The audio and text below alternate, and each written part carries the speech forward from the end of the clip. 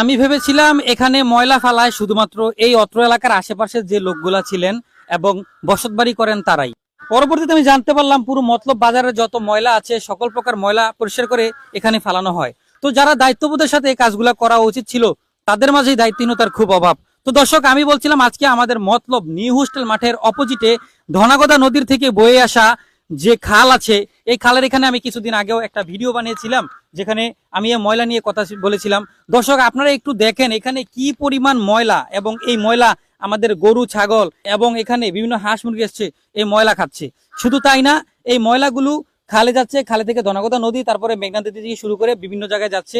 এবং মাছ যদি এই ধরনের ময়লা এবং পলিথিন খায়, এগুলো যদি আমরা খাই, পরবর্তীতে আমাদের ক্যান্সার হবে 100% নিশ্চিত। বর্তমানে এমনিতেই মানুষ অনেক অসুস্থ হয়ে থাকে, তার মধ্যে যদি পরিবেশ এমন হয় তাহলে কিভাবে হবে?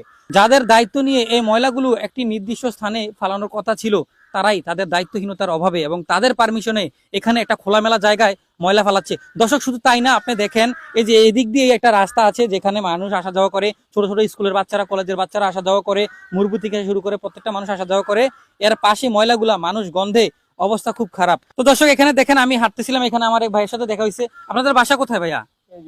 এখানে কি আপনি রেগুলার আসা যাওয়া করেন?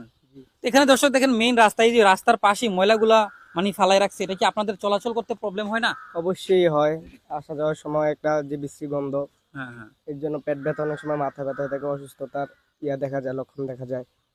এই যে দর্শক দেখেন, একটা সাধারণ মানুষ আমাদের মতোই ভাইয়ের সাথে দেখা হইলো, বললো যে অনেক সময় এটা কি আমি যে এখানে আসছি কিছুক্ষণ, আমারই অলরেডি পেট ব্যথা শুরু হয়ে গেছে, মানে গন্ধ, অবস্থা খারাপ। তো আসলে এরকম সাধারণ অনেক মানুষ আছেন যাদের এভাবে ক্ষতি হয়। তো আমরা অবশ্যই এটা সংস্কার চাই, আমরা অবশ্যই এটা সমাধান চাই। আপনি কি বলেন ভাই? জি অবশ্যই।